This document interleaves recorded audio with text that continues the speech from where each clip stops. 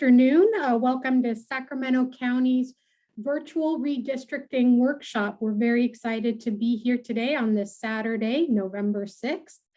We are wanting to take advantage of this time today because we introduced some proposed map boundaries for the Board of Supervisor districts on last Tuesday's board meeting. And we wanted to provide an additional opportunity for the public to weigh in on the draft map proposals by our demographers. And we're very excited to be joined by our demographers this afternoon. My name is Courtney Bailey Canellis. I am the Registrar of Voters for Sacramento County, and we are very lucky to have Doug Yoakum from National Demographics Corporation with us today to talk about those map proposals and also receive feedback from the public. So Doug, how are you doing today? Okay? Just fine, just fine. Great, great. Well, thank you for joining us. I will read a few announcements as we get started to make sure that everyone knows how to participate and provide public comments today and kind of give an overview of what we will be doing today. So the county is hosting this virtual public redistricting workshop to review the draft map proposals that were reviewed at the Tuesday, November 2nd Board of Supervisor meeting. And this is specific for the Sacramento County Board of Supervisor districts. Public input is vital to a successful redistricting project. So we want to make sure we allow plenty of time for questions and feedback. Doug Yoakum, our redistricting consultant from NDC, will review the maps submitted by the public and the maps created by NDC, as well as cover the criteria for drawing district boundaries under state and federal law. After reviewing the proposed maps, we will open it up for public comment or questions. Community members can make a comment in person, by phone, or submit comments through the Zoom Q&A feature. It is important to note that any phone comments, questions, or anything submitted through Zoom will become part of the official public record and posted to our redistricting website. We will start with in-person, oh, sorry, that was left over from our in-person workshops. We won't have any in-person comments except maybe from me or Doug, but we will start with the phone line first, and then we will open it up for questions through the Zoom Q&A feature. So please make sure to use the Zoom Q&A feature when submitting your questions or comments to make sure that we see those and can address those appropriately. For phone comments, we're going to limit the comments or questions to about 3 minutes. But we can allow for more time. We just want to make sure that we do get through all interested participants and address their questions or comments. To make a public comment by phone during today's presentation, please dial 916-875-2500 and choose option number 1, then follow the prompts to be placed in the queue. You may be on hold for up to an extended period of time, and your patience is appreciated. I will ask staff to transfer the caller into the workshop, and the caller will have an opportunity to provide input. For the Zoom Q&A feature, please go ahead and submit comments or questions at any time during the presentation, and we will address them when we get to the public comment portion. Language interpretation services are available for all languages. Please call the public comment phone line at 916-875-2500, and staff will connect you with a language interpreter. You and the interpreter will be transferred into the workshop to make a comment. Additional time will be given to callers who are using language interpretation services. Please note there will also be an American Sign Language interpreter on your screen. Thank you in advance for your courtesy and understanding, as we want to make sure that everyone has an opportunity to comment or provide feedback on these very important map proposals. If you are experiencing any technical difficulties, please send a text or call the clerk's office for assistance at 916-599-0112, or send an email to boardclerk@saccounty.net, and staff will contact you to provide assistance. You can always make additional comments after today's presentation by emailing redistricting@saccounty.net. We will be evaluating all public comments and providing them for evaluation by the Board of Supervisors as well.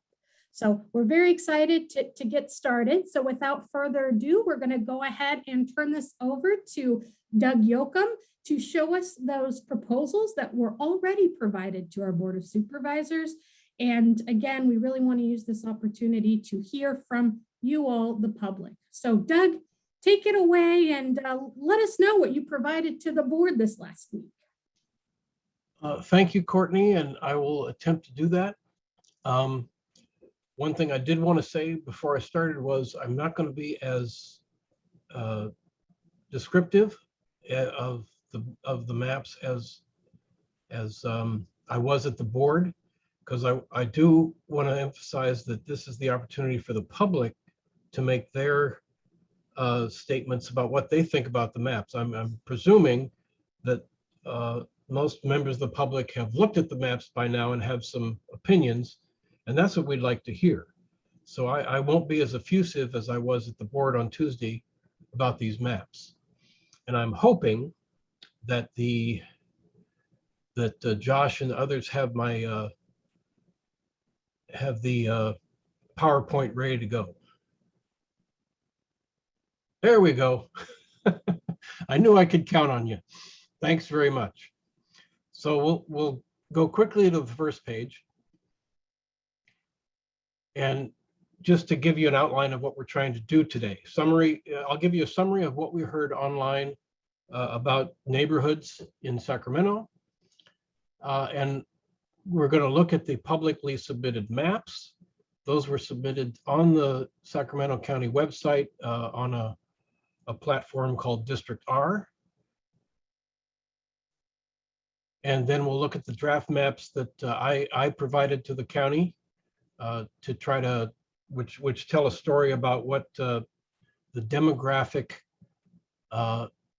issues are on redistricting in 2021 here in the county. And then of course, we'll take the public comments.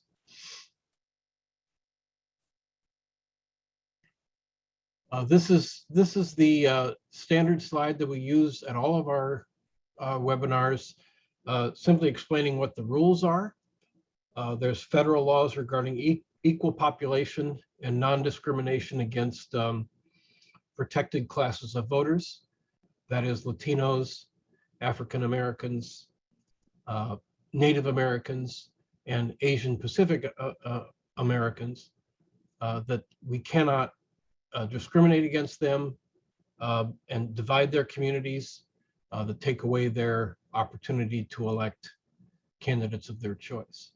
There's also the 5 state priority criteria in priority order about contiguity of the districts. Number 1, not dividing neighborhoods or communities of interest, using and keeping cities and what are called census designated places together. Orangevale is a census designated place. Folsom is a city. So to the extent possible, we're supposed to keep those entities together within districts and use easily identifiable boundaries such as rivers, freeways, major streets, or other geographic boundaries so people can understand, looking at a map easily, which districts they live in. And finally, to keep the districts to the extent possible compact. There's only one prohibition in the Fair Maps Act, which is the district shall not favor or discriminate against a political party. And there are other redistricting principles that the county can use if they so choose, because they're not prohibited by the act. and they're not required by the act. So we can, to the extent possible, minimize voters who are shifted from one election year to another. That's a quick explanation. Supervisors are elected for 4-year terms. And so elections, in some of them are elected in 2022, and some of them will be elected in 2024.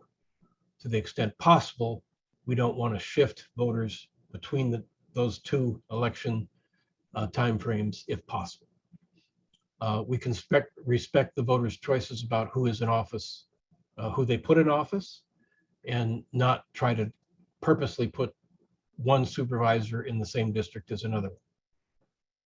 We can consider future population growth, whereas we can underpopulate a district that we know is going to have growth in the next 10 years, but we don't want to go too far afield on that, because as I said earlier, number one consideration is drawing these districts to have as equal population as possible. So, and one of the other principles that it is used often in redistricting is preserving the core, starting with the existing districts, preserving their core and adjusting them to conform to population growth over the last 10 years.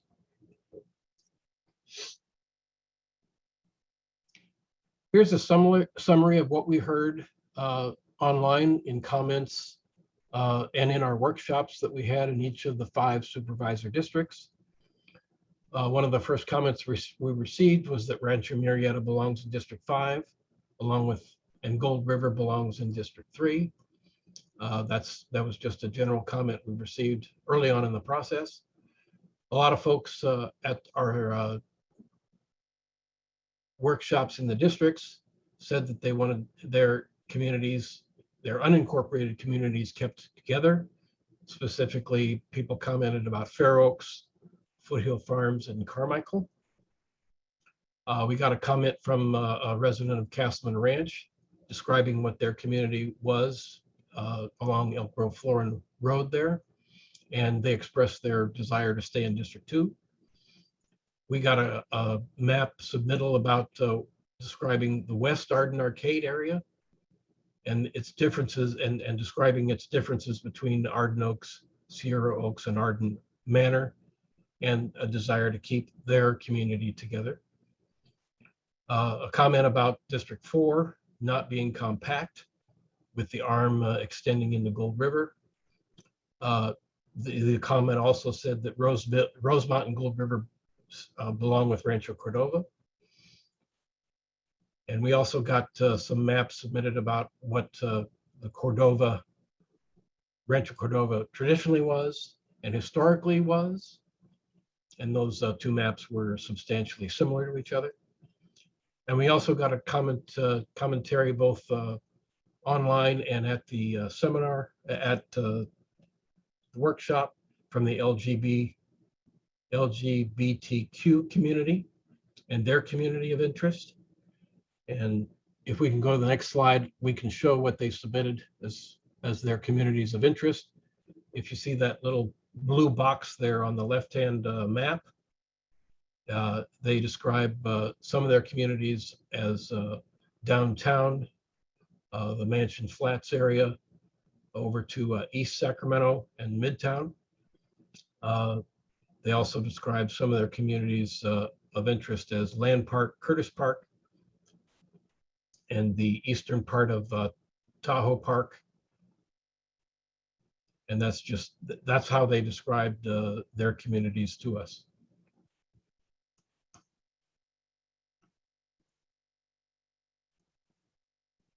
Also, we got some suggestions as to what the boundaries of some neighborhoods are, specifically Vineyard. I already spoke about the historic and what the submitter called the logical Rancho Cordova, and those 2 were substantially similar to each other.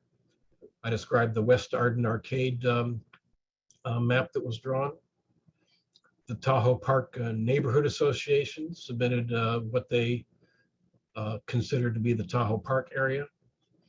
We got a comment about North Oak Park and the Franklin area, which is in the city of Oak Grove. And there was also a comment about Antelope and how they described themselves as not being a part of citrus sites. And they basically wanted a new zip code. So there was a lot of varied commentaries submitted, and we wanted to be faithful and describe them all to the Board of Supervisors, which we did on Tuesday. There were 8 public draft map submissions, which I will describe for you in a few minutes here. 3 from Mr. Andre Ramos, 2 from Sophia Cardenas. She represents the Sacramento Central Labor Council. And there were 3 other public submissions on the District R website. And since the website doesn't ask for a name or contact information, we didn't get one. So I'll describe them as we go along. And I provided 3 draft maps, which I will describe for you in a moment.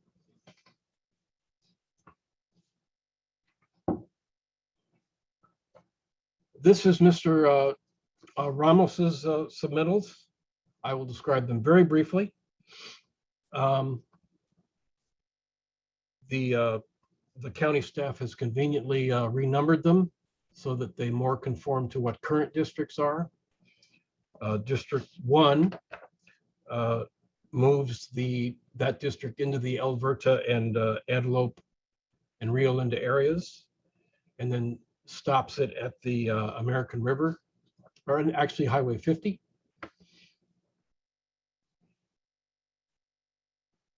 And District 2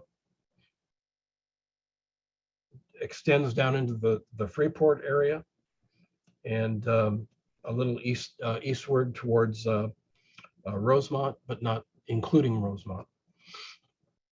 District 3 in this iteration has Carmichael, Arden Arcade, Rosemont, and La Riviera, and its current boundary in Foothill Farms is maintained. The 4th district in map 101 is Orangevale, Citrus Heights, and Folsom, Fair Oaks, Gold River, and all of the Rancho Cordova area, along with Mather. And the 5th district contains Rancho Murrieta, Elk Grove, and most of the Delta area, as well as Galt. Mr. Ramos's District map 102 has basically the same configuration for District 1 and 2, and stretches District 3 instead of north-south in an easterly direction towards the city of Rancho Cordova and most of Mather. District 4 then becomes Foothill Farms, North Highlands, Citrus Heights, Fair Oaks, Gold River, Orangevale, and Folsom. Mr. Ramos's map 103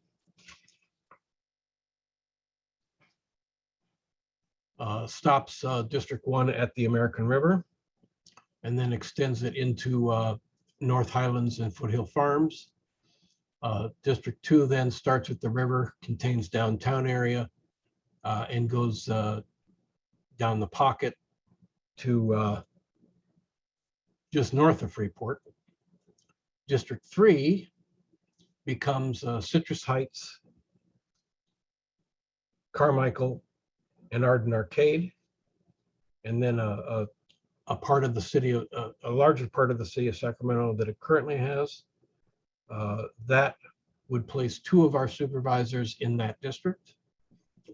Then District 4 would be Orangevale, Fair Oaks, Folsom, Rancho Cordova, Mather, all the way down to Rancho Murrieta, and including the Vineyard community. District 5 then is the remainder of South Sacramento County, and it comes up into the Florin area.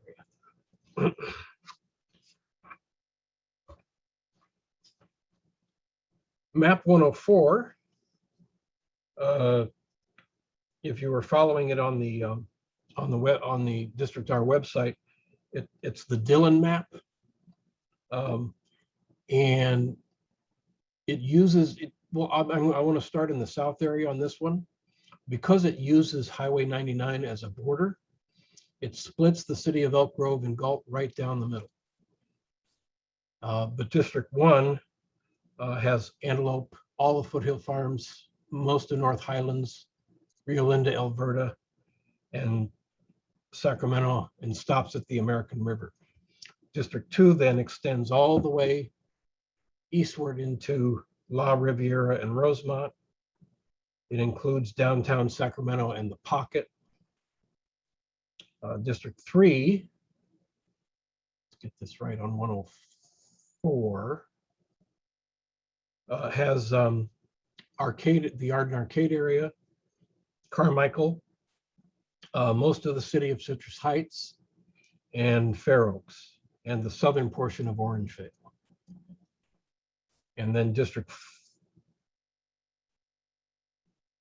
4 has Vineyard, Rancho Cordova, the Mather area, Folsom, and the northern half of Orangevale, along with the eastern portion of Citrus Heights. That's map 104. Map 105, District 1 starts at the airport and goes all the way down to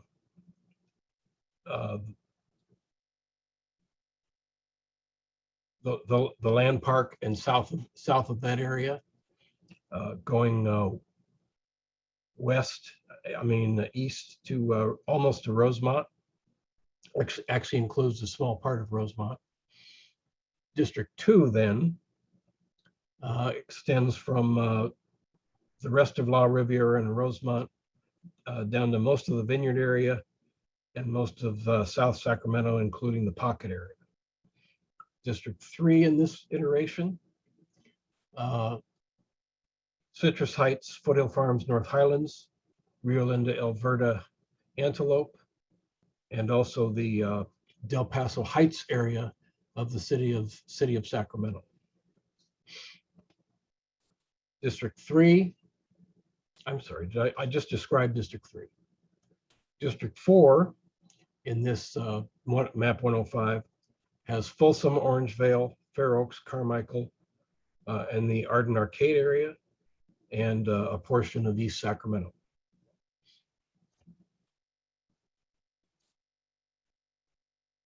District 5 then includes Galt and Elk Grove, along with the Delta area, the city of Rancho Cordova and the Mather area, and the Rancho Murrieta area. Interestingly, this map was described on our District R website as the intact city's boundaries map, and it didn't. Again, I described how it divided cities, including the cities of Citrus Heights, and also divides the city of Sacramento 4 ways instead of the current 3-way division in the current map. The map 106, if you're following on District R, was called SAC 2030. It's District 1 has Rio Linda, Alberta, most of North Highlands and the Foothill Farms area, the Sacramento City area all the way down to Highway 50. District 2 in this map starts in the Pocket area and goes east all the way through the southern part of Rosemont and includes the Mather area just south of Rancho Cordova. District 3 in this map has the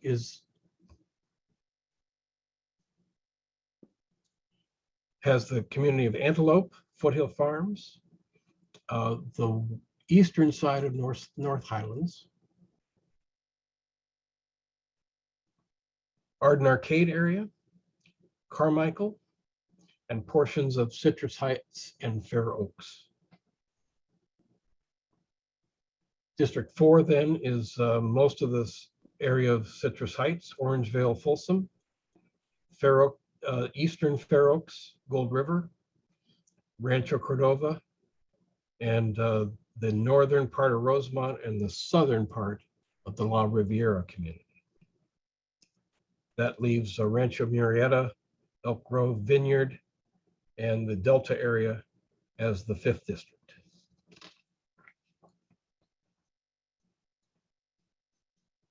Let's go to map 107, which was submitted by the Sacramento Central Labor Council. I'll quickly describe this District 1 as northern Sacramento. It stops at the American River, includes all of Rio Linda, Alberta in that district, all of Antelope, and most of North Highlands and Foothill Farms. District 2 in this map 107 then is the Central City area down to the Pocket area. District 3 in this map 107, starts in Arden Arcade, includes Carmichael and Citrus Heights. And that would include 2 county supervisors in 1 district. District 4 in this map would have Rancho Cordova along with Mather Vineyard. It has the Orangevale and Folsom in it, and also contains Rancho Murrieta. District 5 then would have Elk Grove, Galt, and the southern Delta portion of Sacramento. Map 108, also submitted by the Sacramento Central Labor Council. District 1 has all of Rio Linda, Alberta, most of the Antelope and North Highland area, portion of Foothill Farms, and the city of Sacramento all the way down to just south of Highway 50. District 2 has the southern parts of southern Sacramento and the Freeport area.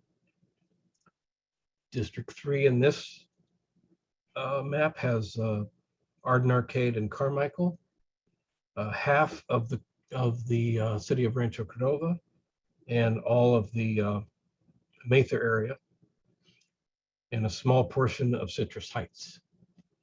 District 4 in this map goes from portion of Foothill Farms and North Highlands through northern Citrus Heights and Orangevale, and it includes Folsom and the eastern half of the city of Rancho Cordova. That's map 108.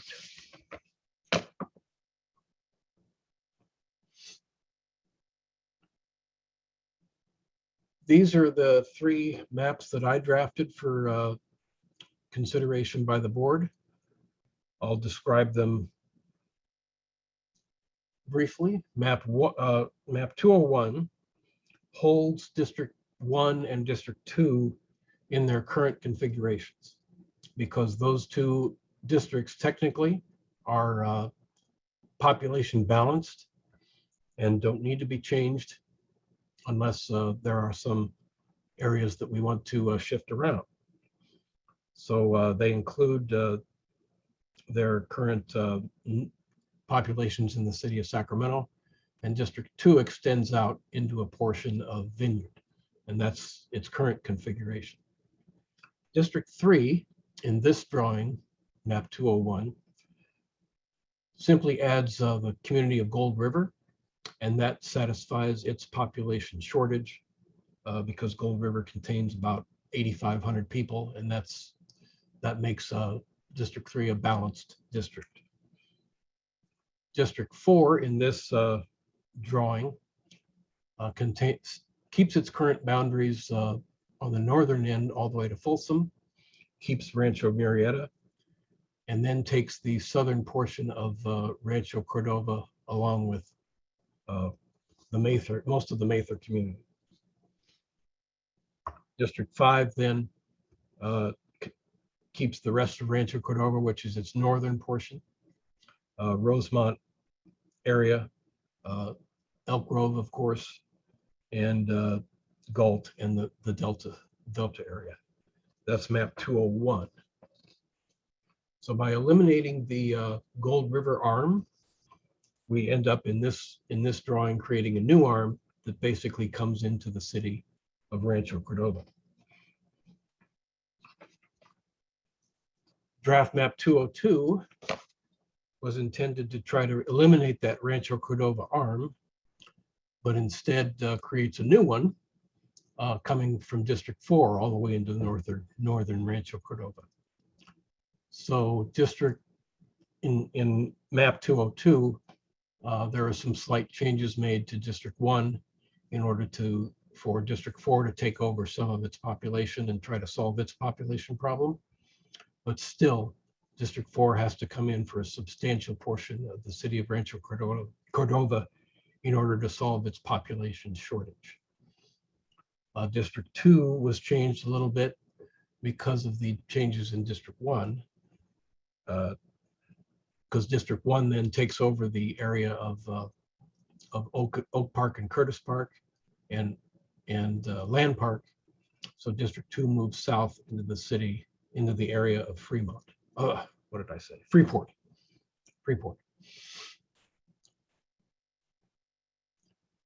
Then District 5 is the remainder of the county, Elk Grove, Rancho Murrieta, and the southern half of the city of Rancho Cordova. So the story I'm trying to tell here is that there's a problem in that in trying to gain population that District 4 needs, Rancho Cordova is basically too much. Its population of almost 80,000 is too much to be absorbed just by one district. So what do we do? In order to unite the city of Rancho Cordova in one district, map 203 did that by adding it to District 3. What happens to District 3 then, and it comes out of Foothill Farms and North Highlands and gain the entire community of Rancho Cordova. So map 203, District 1 has that all of the Oak Park, Curtis Park, and Southland Park areas. District 2 then comes down to Freeport even further. And then District 4 starts at its current boundary in Alberta and Rio Linda, takes in portions of North Highlands and all of Foothill Farms, keeps the cities of Citrus Heights, the area of Orangevale, and the city of Folsom. And District 5 then gets Rancho Murrieta. The Mather area basically maintains its line in Rosemont and La Riviera area, and then takes over most of the community of Vineyard. But I wanted to say, as I said at the board level, can you go to map 203 real quick? No, forward. There you go.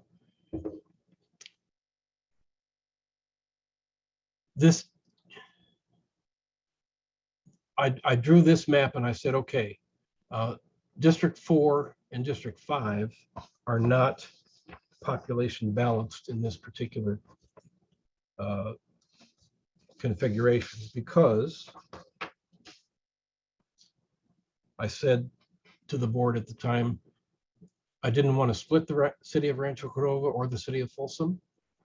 I wanted some guidance as to what to do regarding this population shortage. And if you look at map 203, District 5 is 16,000 people short of ideal, and District 4 is 14,000 people over ideal. So what shall we do? What shall we do? Shall we go into the city of Rancho Cordova and take the 16,000 that we need? Or do we, and then roll that, we call this a ripple effect, through District 3 to District 4, where District 3 then might take over, again, the North Highlands portion or the Foothill Farms portion. I'm seeking direction as to what to do regarding this population shortage problem for District 4 in the current setup, and the population overage on District 5 in the current district setup. And then we received, then the board went into its discussion about what to do there. But the purpose of this meeting is to hear from the public about what they think we should do. Next slide. Which is what I just described. The board had a discussion about the maps. They gave me some directions as to what to focus on.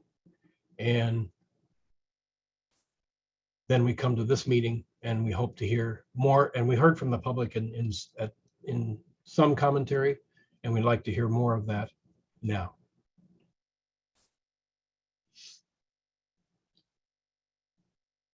And just to remind everybody what the timeline is, we had that meeting on November 6th. The next meeting of the board is November 16th, where we're going to look at hopefully another draft map. And they select one of those maps.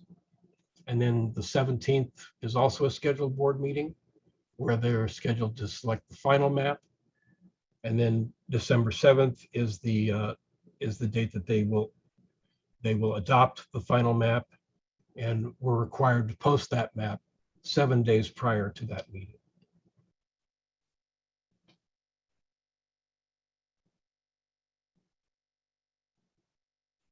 So now we'd like to hear from you. What do you think? Great, thank you so much, Doug.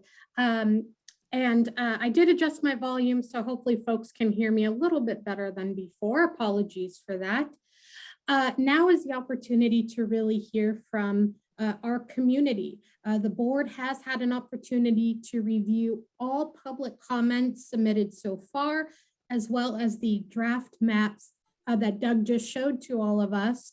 And knowing that we are on a tight timeline, now is the opportunity to address any questions, concerns before the next hearings on November 16th and 17th.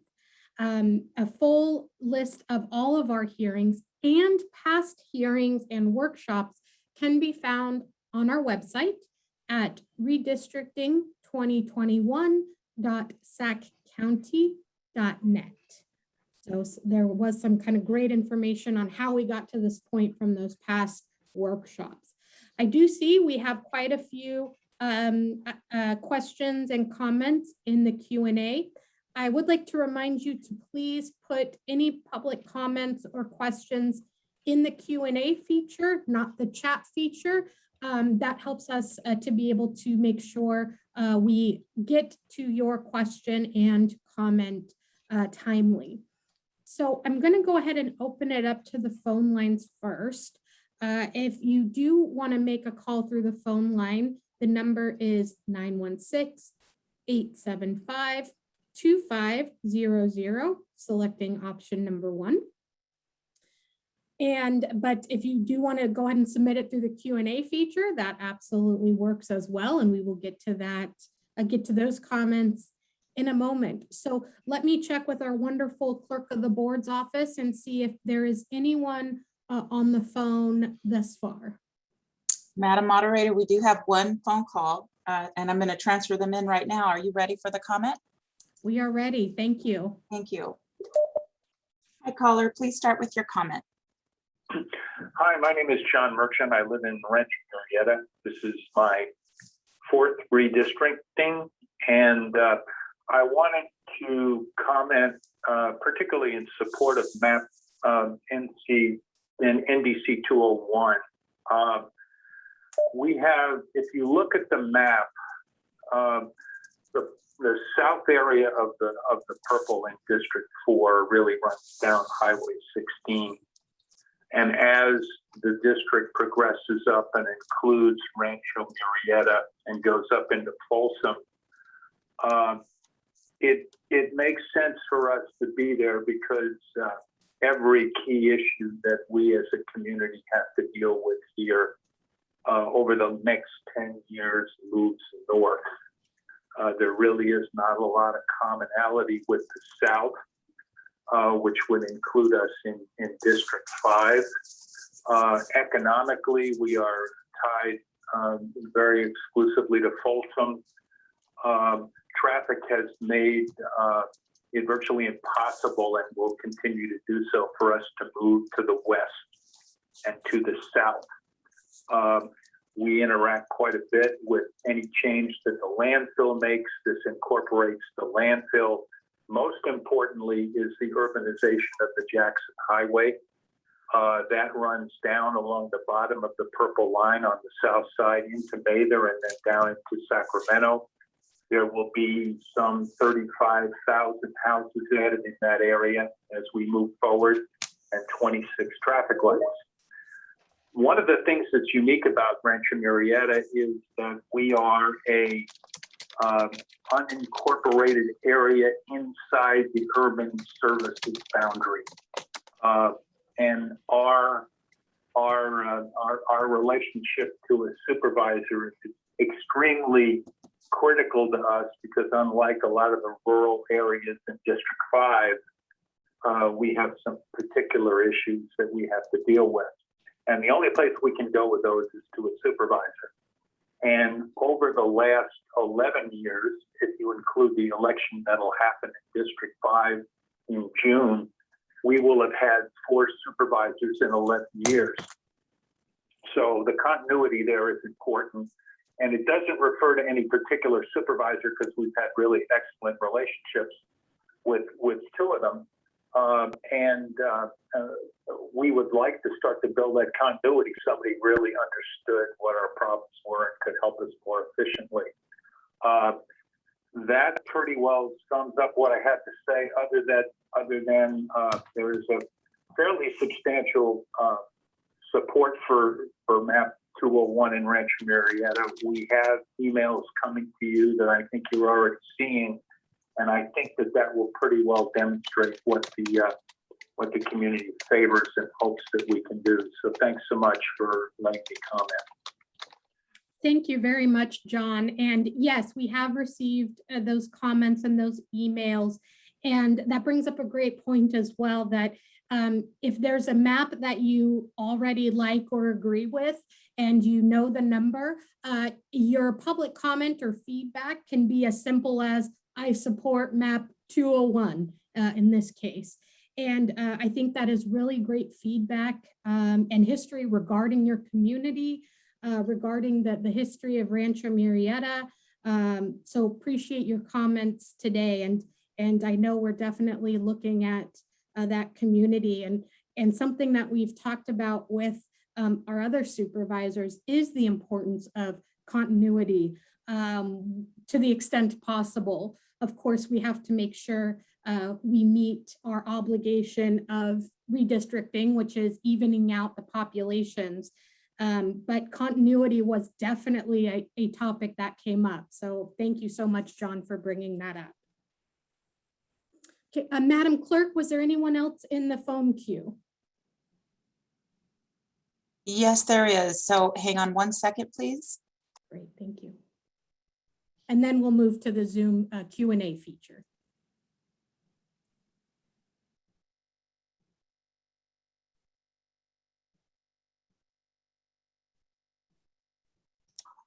I don't have a mute for the meeting. Good evening or good afternoon, everyone.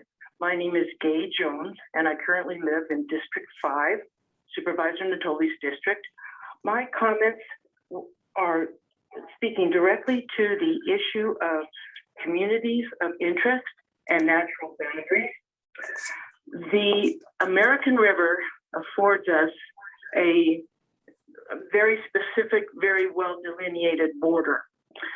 I am concerned that Census Tract District 91, which includes 3 distinct communities, La Riviera, College Greens East, and the Butterfield Riviera East Community Association, and also the Rosemont area delineated, I believe it's by 89, that we all comprise one community of interest. It's very important to recognize that. So basically, we're talking south of the American River, east of Watt Avenue, and west of the city of Rancho Cordova boundaries. I would urge whatever map is chosen that this large community of interest stay together within one supervisorial district. Okay, so there we have communities of interest and natural boundaries. Natural boundaries including American River and Watt Avenue. If there's any questions, I'd be glad to answer. Thank you so much, Gay. Really appreciate that. And that's exactly what this time is for, is to show what has been proposed, but there is definitely still time to let us know about your community of interest so we can take that into the consideration for the next round that will be presented to the board on the 16th of November. Okay, so I'm going to go ahead and move to the Zoom Q&A feature. We And still then- have more public comments. Courtney, could you give me just a second to get them queued in? Oh, sure. Yes, thank you. Thank you. I think these are the most phone calls we've had, so it's great to see so many folks come out. Thank you.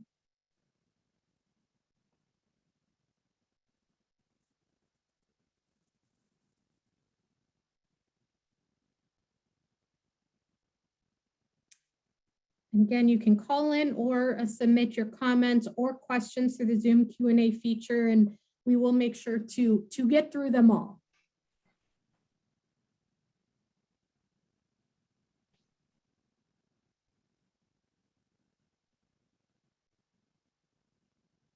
Go ahead.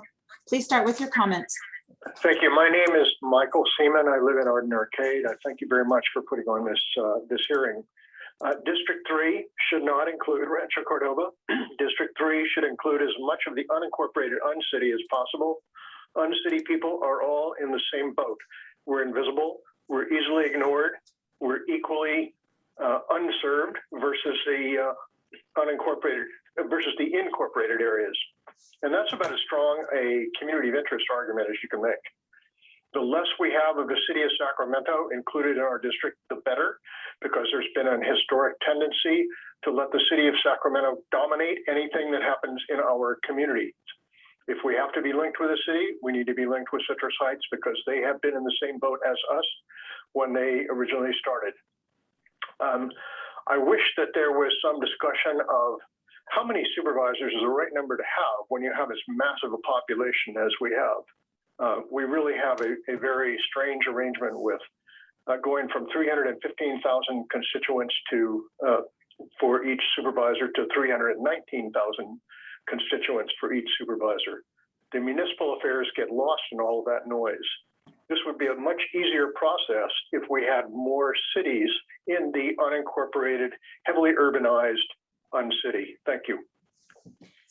Thank you very much, Michael. And we heard, and it even was discussed at the November 2nd board hearing about the desire for those unincorporated areas to stay together to the extent possible. I know when it came to population, we were having some struggles with that, and which is why we're kind of readdressing it again. Because we are trying to even out those populations, but that is very great feedback. And Michael, Courtney? Yes, Courtney? Hey, Doug. I just wanted to say something. Yeah. First, I wanted to say hello to Michael. Michael and I were acquainted in a previous life, and so it's good to hear from him again. I wanted also to say that his concern was expressed by Supervisor Desmond at the Tuesday meeting. And they have basically the same perspective on that. And just wanted to thank Michael for chiming in both here and on the Q&A section. Then I was planning to answer his questions there, but whatever comes up, I'd be happy to comment. Great. Thanks, Doug, and thanks, Michael. And yeah, Michael, to your other point regarding the number of supervisors, the redistricting process does not address a number of representatives. That is something that is set in our charter. I know that in even other counties, including like Los Angeles County, where they have such a huge population that the supervisors oversee. I know it's a big topic of discussion, but it's something that we can look at, but not specifically through this redistricting process. This is just about evening out the populations.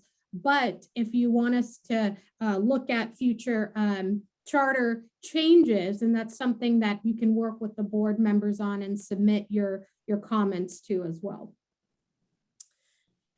Okay, I'll transfer in the next caller. Thank you, Flo. Hi, caller, please start with your comments. Hi, I had a couple of questions. The first one, can I go ahead and answer my questions, Courtney? Yes, please go ahead, Teresa. I mean, ma'am, whose voice I don't recognize. Yes, please answer. It's me, Teresa Riviera. I have a couple of questions. Great, go ahead, Teresa. Thank you. So the first one was when NDC showed the maps for District 5 and District 6, and they said one was under and one was over. Did NDC take under consideration the future growth of those areas and determining the population? No, what I was using is the current adjusted census data that we're required to use by state law. Whether or not to overpopulate or underpopulate a district is the board's decision if they so choose. Obviously, as Mr. Merchant said, there's going to be a lot of growth in District 5 over the next 10 years, as there was in the last 5 years. As far as the draft map was concerned, I left that question open to see if the board wanted to direct me in one way or another.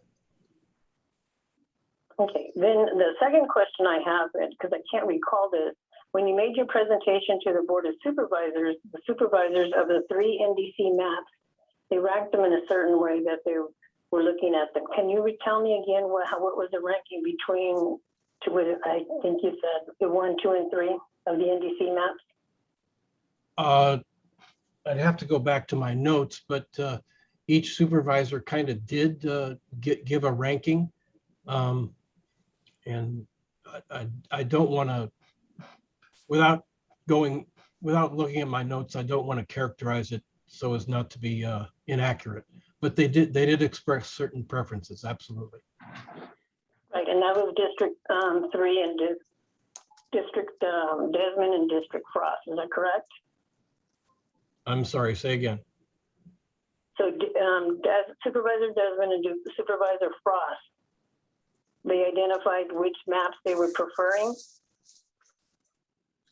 Yeah, they made general comments in that direction, yes. Okay, how can we, is there a way you can have someone check while we're on the conversation now and put it in the chat box from your office? I want to focus on the questions from you folks. So I don't want to go through my notes right now. If you want to look at the board's discussion, it will be posted on the redistricting website as a video. You can look at it there. Okay, but the main thing for me was this population growth that can kind of neutralize this under and overpopulation in District 5 and District 4. Thank you very much for your comments. Have a great day. Thank you.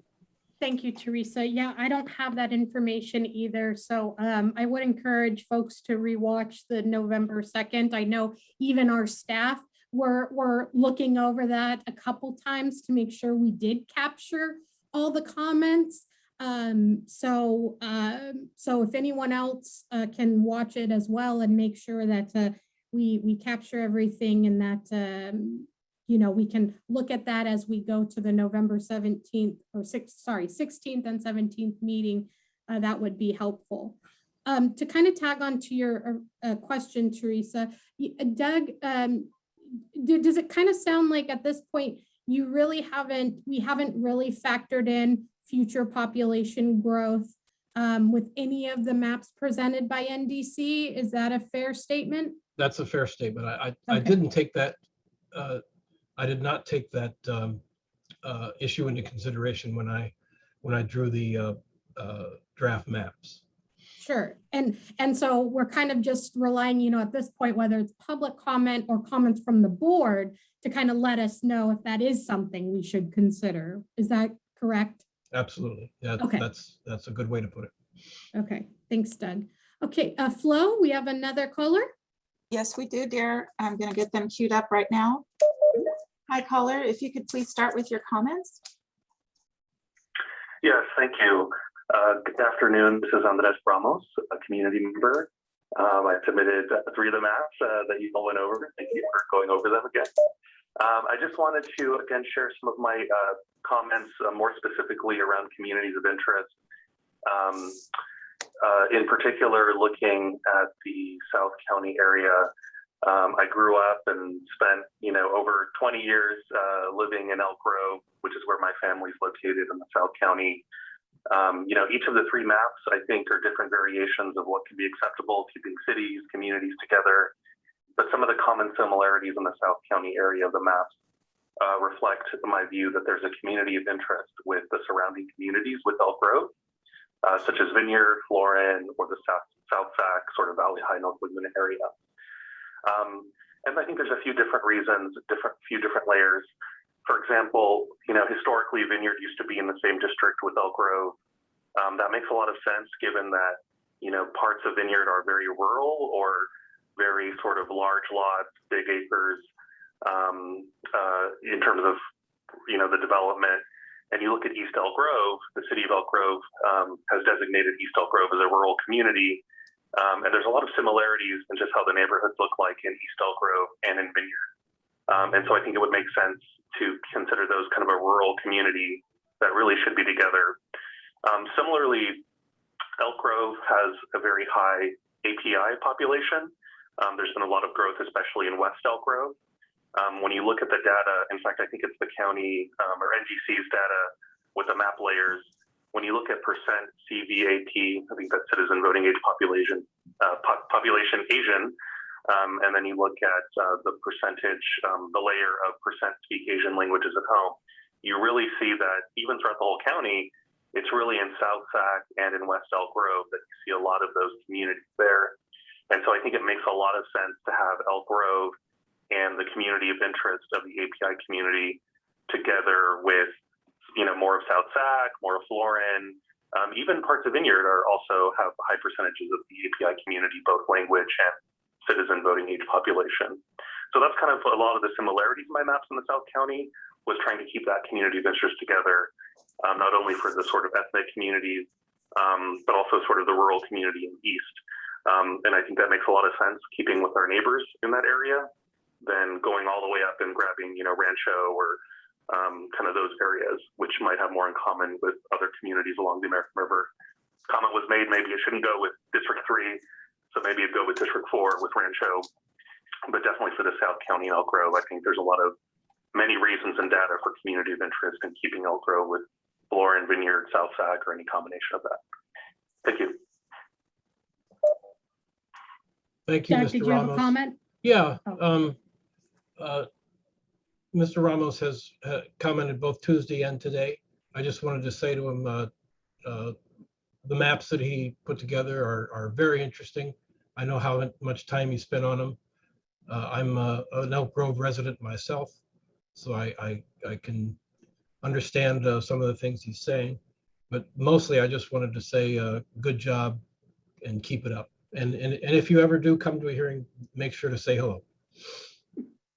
Thanks, Doug. And to Mr. Ramos's point as well is, something we heard from our actual district workshops was both District 5 and District 2 was the commonalities between the Vineyard area and the Elk Grove area, especially as the Vineyard area sends their kids to Elk Grove schools. So I think that has definitely been a big topic as we've gone through the public comments and draft map proposals. So thank you very much for that. Okay, Madam Clerk, Yes, I will transfer the next caller, dear. she's on it. I mean, that's, yeah, Flo's amazing, as we all know. So thank you, Flo. Likewise, dear. Okay, sir, if you could please start with your public comments. Certainly. Good evening, or excuse me. So used to these night meetings. This afternoon meeting has thrown me off. But good afternoon. My name is Barry Boyd, and I am a resident in the city of Sacramento's District 8. I do have a couple of quick questions for you. And first, I would like to acknowledge for the volume increase in your microphones. So I hear you better now, but thank you for that. And thank you. Quickly, my couple of questions are, one was partially answered in regards to, did the NDC use any or implement any numbers in regards to their mapping that they have presented in regards to future projected growth? And the answer was no to that. My question is, I had switched devices, so I don't know if you had answered it in my Q&A question. What is the total number of individuals that are allowed to be used, if need be, to implement the projected growth numbers? That's one question. Okay. The second question is it too late? I am tied up with several of these redistrictings and other matters, as a lot of folks are, but is it too late to still to submit a proposed redistricting map to the county? Question two. And lastly, more of a statement from what I'm hearing, or as I'm understanding it, it's the callers that have spoken, it sounds to me in their request, the separation of districts by communities of color to stay as a specific boundary, i.e. what it sounds like, okay, people of color stay over there in this particular area and let us divide out the rest of the supervisors districts, or excuse me, areas or districts for pretty much white only, or as much to white only as that we can ascertain. Again, maybe I'm hearing it wrong, but that is how it's coming across to me. For the last caller, where the language was paraphrasing, keeping the API community together in the southern, was it area 2 and area 5, or north of the southern, how do you call it, central or southern portion of area 2 and the northern, coming to the northern top of area 5. I believe, again, what I thought I heard, but that was in between the hold session and conversation of keeping that section out of the Elk Grove-ish area in Supervisor or District 5. But again, same way with the Carmichael, Citrus Heights area, eliminating more or less the North Highlands communities and the Del Paso Heights area, what's it? I'm thinking council district, so I apologize for stammering. I've got the city down, but not the county down. But anyway, so my point being, cleaning it up, it's sounding, again, from the callers that have come in, it's more of a separation of color versus white want in regards to the redistricting. Again, I may be totally off, but that is how I'm hearing it. But with that said, I have a few more questions, but I'll call back when I've straightened them out just a little bit, or submit them through the Q&A. Thank you for letting me bend your ear. Thank you. Great, thank you. And yeah, want to make sure we cover your questions. So I think the first one was regarding the future population growth and whether or not there's like a number. Oh, yes and no. As the caller may, as Mr. Boyd may recall, or perhaps knows, courts have allowed local redistricting to have a total of 5% of total of 5% deviation between the districts, plus or minus, for a total of 10% total deviation. However, it could be interpreted, especially in a county the size of Sacramento, that 5% is too much and does not represent equal population and therefore equal representation between the districts, which is what I was trying to say when I said you don't want to go too far afield when you look at deviations on these districts. And it would not be our recommendation that you go that far on districts. If I'm not, let me try to remember. I think the ideal population of a Sacramento County district is 317,000 or somewhere around there. So a 5% deviation would be quite high as far as the number of people are concerned. I'm trying to remember his second question, but on the third comment, which he was making a statement about various racial groups in the county. And I don't think that was Mr. Ramos's intent, because if we did go into this process saying that it's our intent to draw a certain kind of district about a certain racial group, that would be illegal. That's a violation of the Voting Rights Act. And that's not something that we are doing here. So Courtney, can you remember a second question? I can't. I don't. I'm so sorry, Yeah. Mr. Boyd. If you want to maybe put that in the Q&A feature so we can make sure we got it. I apologize. I did not get the second question either. Okay, so we'll definitely come back for that one. So really, when it comes to considering future population growth, it's almost like by doing that, we would be even deviating more than we already are, which then could get us into kind of a rough situation. So, which hence is why it sounds like you haven't considered it. We're trying to stick with the numbers. We want to draw districts that are correct, that are compliant with the state with the federal constitution, which is what the first direction of the Fair Maps Act is to draw districts with substantially equal population. Great. Okay, thanks. We have one person on hold. I will leave the phone comments open for later so you can move on to your Q&A. So I'm going to bring this caller in now. Great, thank you. Yes. Okay, caller, please start with your public comment. Thank you. Thank you. Can you all hear me? Yes. All right. Good Saturday afternoon. My name is Cha Bang. Hi, Courtney. Long time. My family and I are homeowners and residents of the Vineyard area, the unincorporated area of Sacramento County. And my family has came to the Sacramento area as Hmong refugees in the late 80s, and we continue to build our families here.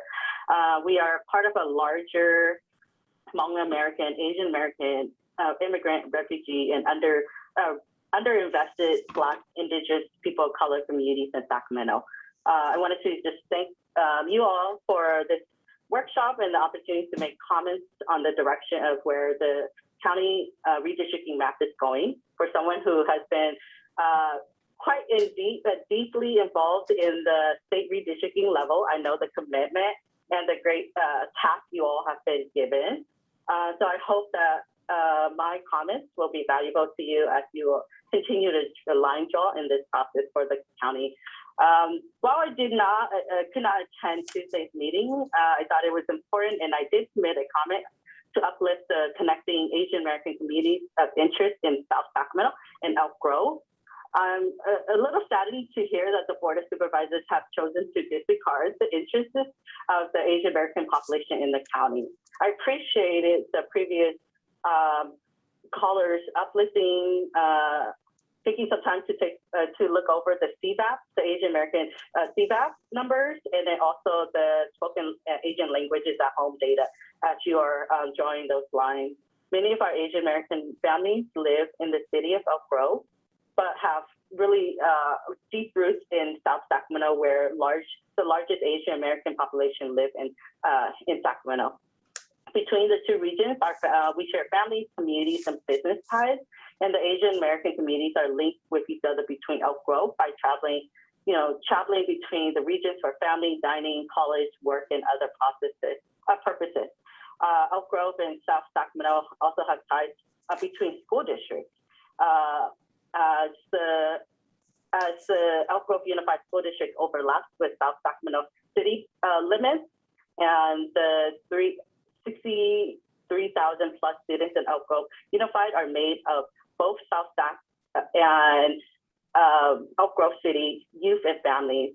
And that is actually in my case. I live in the unincorporated area, but our school district is in Elk Grove Unified. This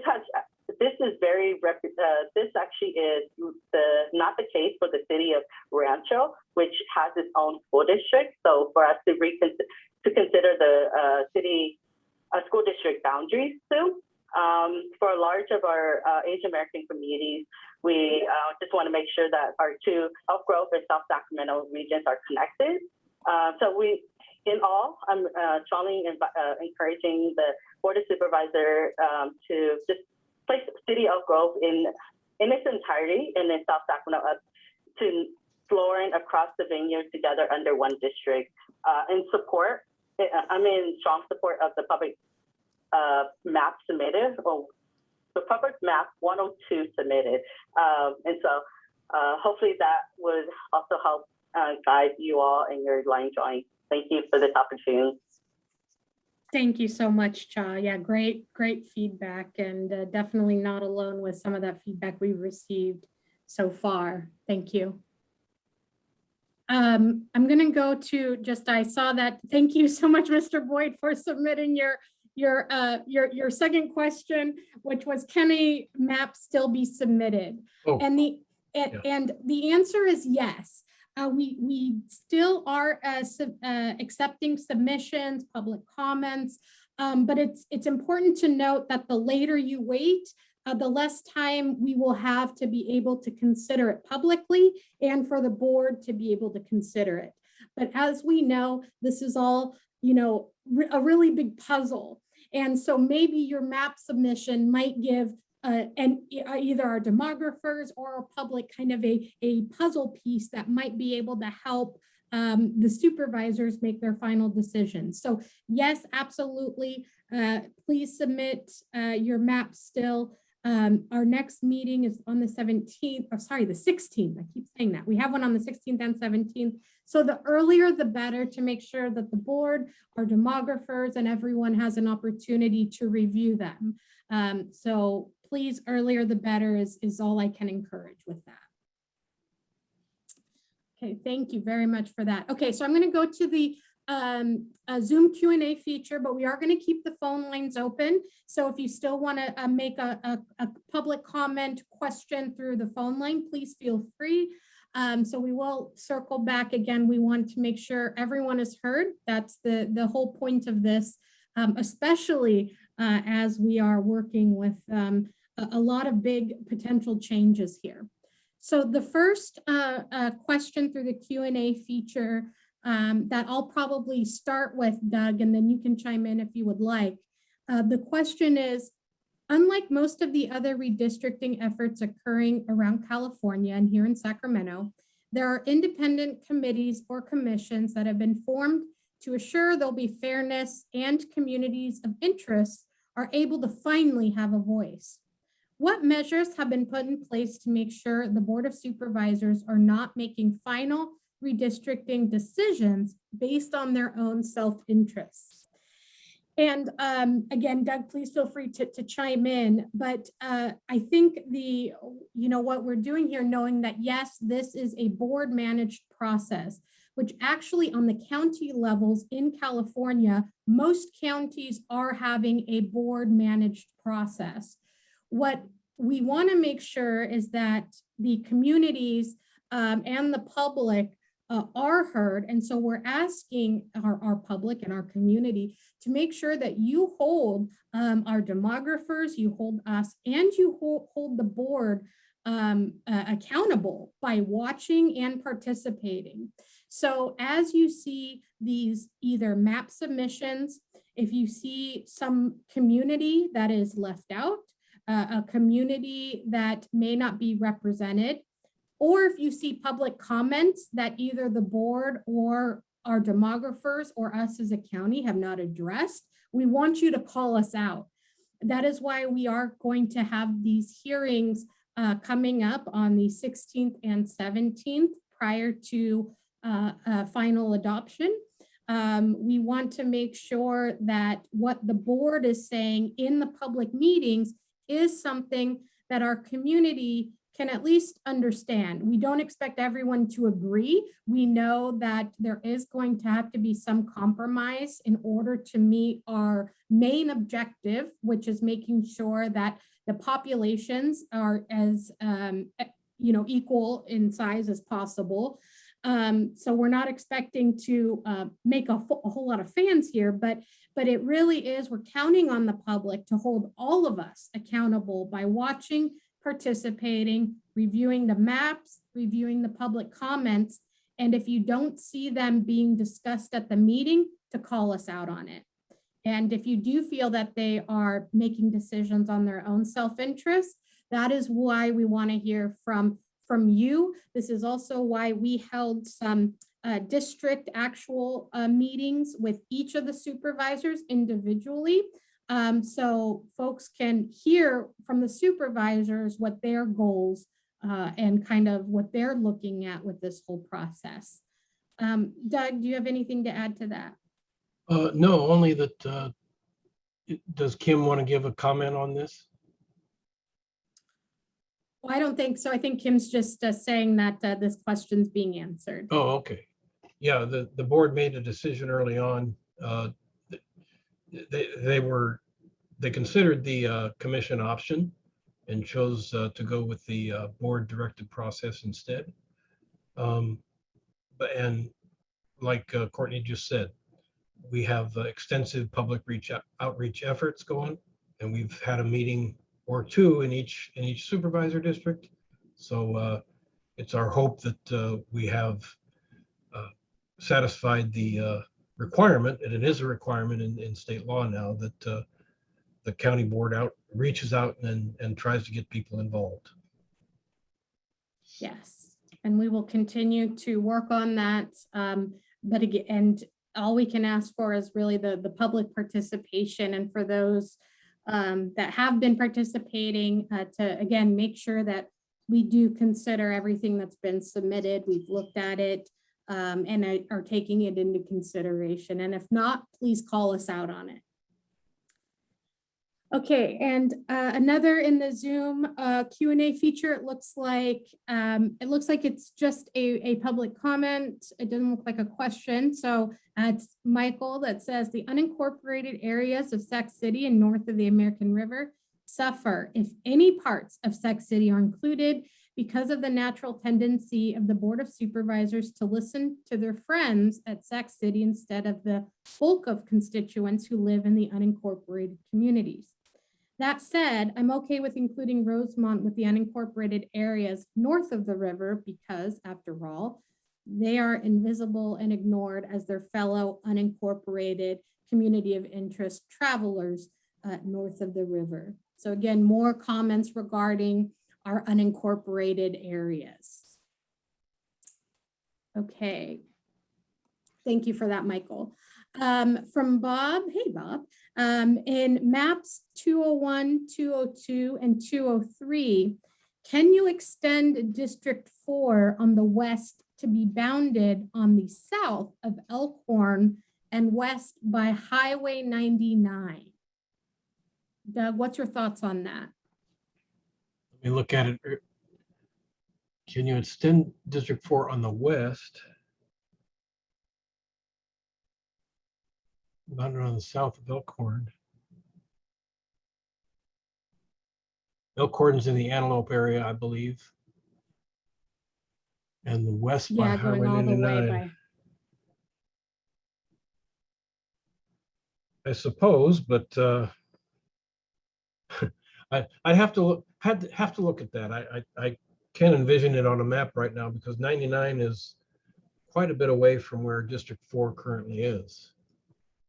So I'd have to look into that. I don't know. I don't know Well, and the I answer think to that he's, question. too, referring to the north end of 99, that does hit Oh, okay. Elkhorn.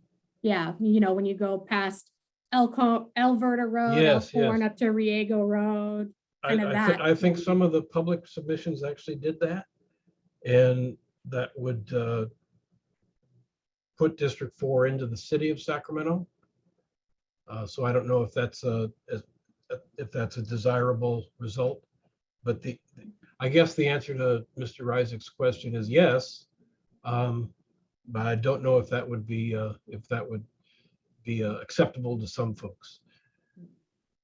Thank you, Bob, for that comment, though. That's something we can look at. Okay, great.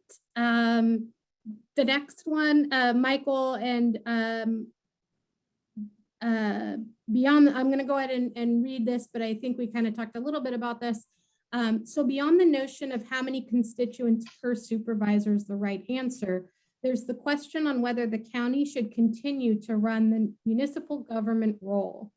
If the county would give up its power-hungry history of not wanting any new cities to usurp its power, we could have mayors and city councils to handle the municipal responsibilities in places like Arden Arcade, Carmichael, North Highlands, Foothill Farms, Antelope, etc. This could have a calming effect of the current agony over which supervisors will have the kind of workload imbalance. And yeah, kind of going back to the knowing, I mean, Sacramento is unique even nationwide with having such a large unincorporated area. We are definitely unique that way. And I know this is something that even as I hear Supervisor Desmond, almost every meeting I talk about the unincorporated area because he wants to make sure that our unincorporated constituents are not forgotten, that the services are being provided. So I would expect that this particular topic continues to be kind of reviewed and evaluated. Again, it's a little bit beyond what we're trying to do right now, but it does kind of correlate from the fact that we are working with, again, do we try to keep our unincorporated communities together versus those that are in an incorporated city? So comments well taken, Michael. Thank you very much. All right, Gay says, I'd like to thank Doug Yoakum as well as county staff for their assistance to me in understanding, facilitating mapping options. Thanks so much, Gay. I appreciate it. And then Michael is, more, hi, Doug. Always good to see Doug. Good to hear from you. Okay, and then Tom says, people who do not have elected city council members is a valid community of interest that should be prioritized. I think that's a great comment. And I think that's something that right now the supervisors are kind of working on in how to prioritize that. So that will kind of be their decisions, but we will make sure that they see this comment, Tom. Thank you. All right. And then, so Mr. Boyd, to kind of tag on the deadline to submit a map. Doug, do you have, we don't have an exact cutoff. We want to make sure that the hearings on both the 16th and 17th are very interactive, that people still know they have an opportunity to be heard. But what's as the demographer putting all these puzzle pieces together to present to the board, do you have a suggested deadline to submit a map? Monday. All right, well, okay. So suggested to submit any maps, stay in this weekend and work with those mapping tools to get us what you can Monday. Again, the earlier the better, to make sure that we can consider all the maps and public comments as well. Okay, so another comment we have is, with respect to future population growth, it's entirely possible that the 2020 census numbers are way off. In 2010, the census number for Arden Arcade census designated place was 92,000. In 2018-2019, the census model was saying Arden Arcade had 103,000 people. The numbers they've since published said population was more like 95,000. So census may have undercounted recent immigrants, homeless population, and Latinos who may have been reluctant to engage with the census because of a prior administration's policy set towards Central American immigrants. Regardless, the Arden Arcade CDP population is very large, whether 95,000 or 103,000. Further, Arden Arcade has been told to expect several thousand more Afghan refugees in the very near future. As far as growth potential, there are considerable opportunities to intensify the already large population numbers of Arden Arcade, Carmichael, Foothill Farms, North Highlands, Antelope, Rio Linda, and Alberta. Sprawl isn't the only answer. So I think, and Doug, feel free to chime in, but, I think this does kind of go back to the what we're obligated, what we're required to use with the census data, knowing, whether it was this round 10 years ago, 20 years ago, 30 years ago, where we always know there's been some discrepancies regarding the census data, but by law, we're required to use the census numbers. And to Doug's point earlier, there is that allowed deviation, but already as we struggle to try and keep cities or unincorporated areas together, we're already kind of coming up those deviations. So I think that makes it a little challenging, not something that we shouldn't consider, but it just makes it a little bit more challenging. Doug, what are your comments to that particular comment? I don't have any comments, but census, I think the census always has problems with overcounting and undercounting. Yeah. No disagreement there. Yeah, right. Okay, so then let's see. The notion of a board managed process explains a lot about why District 4 is gerrymandered along the north boundary of the county and why District 2 runs east-west instead of north-south. With the Fair Maps Act, that is, great legislation that passed that allowed for more public input than there was 10 years ago. The fact that even that this is board managed, again, we're hoping that the public, the participants, our community, let the board know what they want to hear by having these workshops, the district workshops we had, these virtual workshops, to allow the public to participate. So yes, the board does make those final decisions, but we're hoping that with the public input, it can be more interactive, more input than it was 10 years ago. So we will see how it works this go around. And then thank you, Michael. I appreciate it. Okay. Oh, great. And I had one question, and then I'm going to get into this because it was similar to what's I see from Charlie. I was inquiring about the potential split in redistricting of Alberta and Rio Linda. I wasn't sure if this was being proposed or discussed at this meeting. And kind of along the same lines, we have Charlie's comment, hopefully I'm saying your name right, I love the spelling. The Rio Linda, Alberta Rec and Park District jurisdiction extends on Highway 99 on the west and Elkhorn Boulevard on the south. This area is considered part of Rio Linda, Alberta by many residents and therefore rightfully belongs in the current District 4. We'd like to accomplish two things on redistricting. One, keep all of Rio Linda, Alberta in District 4, and two, extend to Highway 99. And I guess kind of to Doug's comments earlier, if we do that, then it does go into the city, I think Doug was kind of what you were saying earlier. Is that correct? The city of Sacramento? Depends on how far north you keep it. Okay. The answer is possibly. Okay, and then going back, the potential split of districting of Alberta and Rio Linda, Did some of the proposals, maybe I missed that, did some of the proposals split Rio Linda and Alberta? Yes, but some moved the entire Rio Linda, Alberta area into District 1, along with North Highlands. And some of them actually moved parts of Antelope and all of Antelope to District 1. So interesting ideas. Some people may think that's good, but some people may also think that that's not acceptable too. So you can't please all the people all the time. I believe a former president said that. Well, thank you. Yeah, but again, we will consider these and make sure the board sees these comments as well as they make the final decisions. Okay, another comment we have from Zuri, the unhoused neighborhood is a community of interest group with CLAP community lead advocacy program and is community interest group of common sense in support of our unhoused neighbors in South Sacramento. We are focusing on the increase of our unhoused communities who have limited access to the redistricting process, but have the lives that will be impacted by redistricting. That does happen only every 10 years.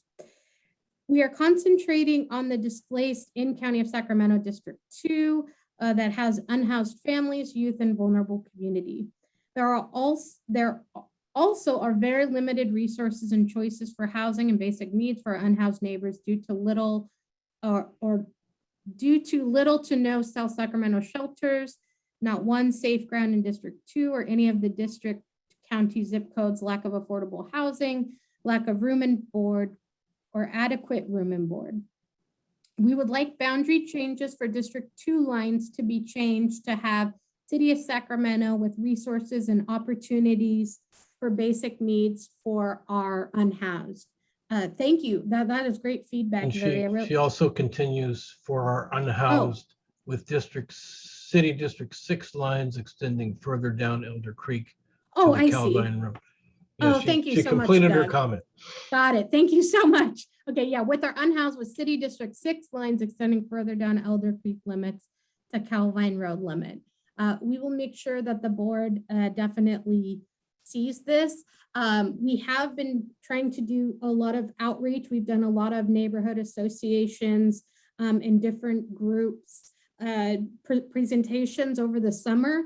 If you have an opportunity for us to come out and talk to any of our unhoused neighbors or anyone else in the community, I know it is short notice, understand, but if there's something we can do to let folks know about the redistricting efforts, I know something that NDC did, which we very much appreciate, was the paper map option, so that we didn't have to make sure that those that participated had to have a the internet connection or some fancy mapping software. We do still have the paper maps that are on our website. So if that's something that, if you want to work with me, we can try to get out over the next week. Please let me know. My email, and you can email me directly. My email is Bailey, BAILEYC @saccounty.net, and we'll see if we can work on some kind of last minute outreach to get that input. Okay, and then got another comment from Ms. Jones regarding deviation numbers. Communities of interest should not be divided to reach a 1% deviation. The range is to 10%. Do not let the perfect be the enemy of the good.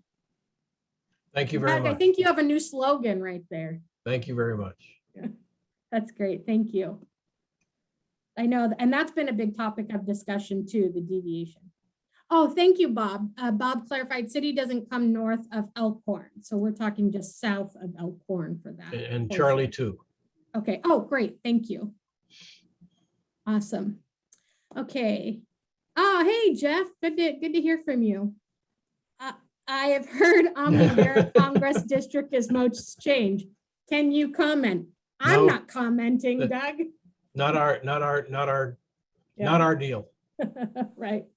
But you definitely, to Jeff's point, though, there, as we know, and to others that have made comments about the city of Sacramento, the other cities that will be going, with Citrus Heights and Elk Grove, redistricting is happening all around the country, whether it's down to your local rec and park district, your city, your county, you're also your assembly, senate, and congressional. So we know there's a lot going on and appreciate those who are taking the time to look at all those different efforts. Trust me, it's challenging with just the county to keep track of everything. So for those that are watching the other districts as well, my hat is off to you. All right, Michael says, I agree that the least harm possible should be done to Rio Linda, Alberta. They are one community historically and currently. The Rio Linda, Alberta Rec and Park District does a good job fostering community there. They should be supported. They are wonderful. I agree. Thank you. That's a great comment.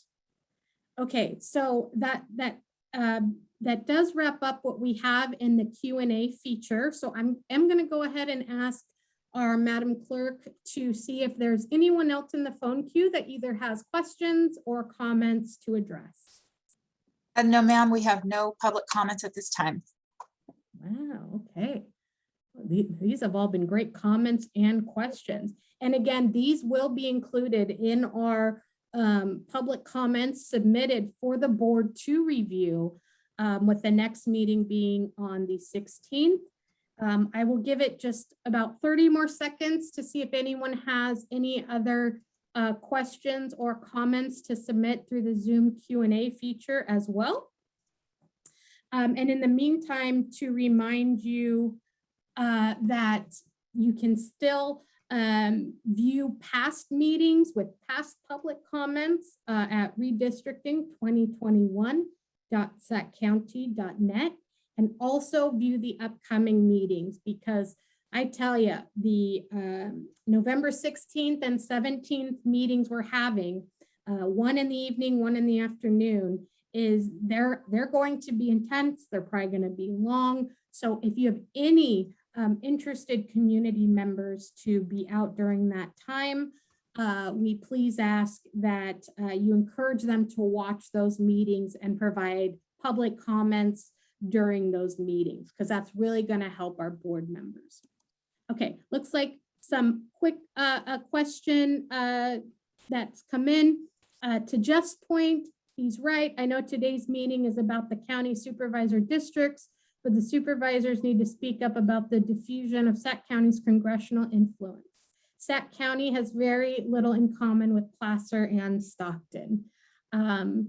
Yeah, if the Board of Supervisors would like to speak to that, that is completely up to them. That is something that I will not be speaking on. As someone that is in charge of conducting elections in the county, I will not make comment on that. And Doug will not either, as this is specifically for the county. But I agree. I'm done with that. That was my previous life. I do agree that as our community, you should definitely be looking at that and providing input and talking to the commissioners at wedrawthelines.ca.org for any state or congressional efforts. But yeah, I agree, and I hope the community watches that bit. So let's see, let's see, there is one more. Okay, one more comment we have. Elk Grove should be together with South Sac, Florin Vineyard to keep the Asian community of interest together, to keep rural Vineyard with rural East Elk Grove, to keep folks who live in Elk Grove Unified School District, whose kids go to the same school in the same district.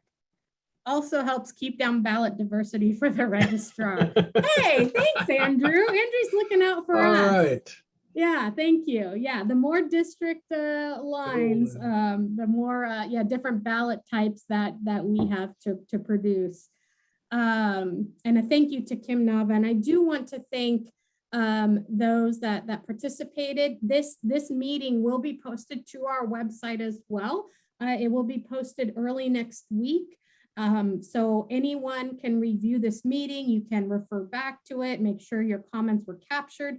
Your comments will also be posted to our website and provided to the board to be evaluated as well. I want to also thank our wonderful American Sign Language interpreters.